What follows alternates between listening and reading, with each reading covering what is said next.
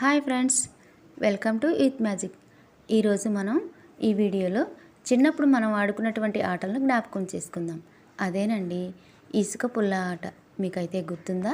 చిన్నప్పుడు ఎన్ని ఆటలు ఆడుకునే వాళ్ళమో కదా. ఇప్పుడు అవి ఒక్కొక్కటిగా అంతరించిపోతున్నాయి. అందులో ఒకటి ఈ ఇసుక పుల్ల ఆట. ఈ ఆటను ఇద్దరు ఆపై ఎంతమంది అయినా ఆడొచ్చు. ముందుగా ఇద్దరు పొడవైన ఇసుక కుప్పకు ఎదురుగా కూర్చుంటారు. అందులో ఒకరు చికుచికు పుల్ల, చికారు పుల్ల, దానిమ్మ గుడిలో దాకో పుల్ల అంటూ ఓ పుల్లను ప్రత్యర్థి ముందే ఇసుకలో దాచేస్తారు. ఎదురుగా ఉండే ప్రత్యర్థి ఇసుక కుప్పలో ఆ పుల్ల ఎక్కడ దాచిపెట్టాడో గెస్ చేసి అక్కడ రెండు చేతులతో మూసివేయాలి. సరిగ్గా పుల్ల ఉన్న ప్రాంతంలోనే చేతులు పెడితే ప్రత్యర్థి విన్ అయినట్లు, లేకపోతే పుల్లను దాచిపెట్టిన వారు విన్ అయినట్లు.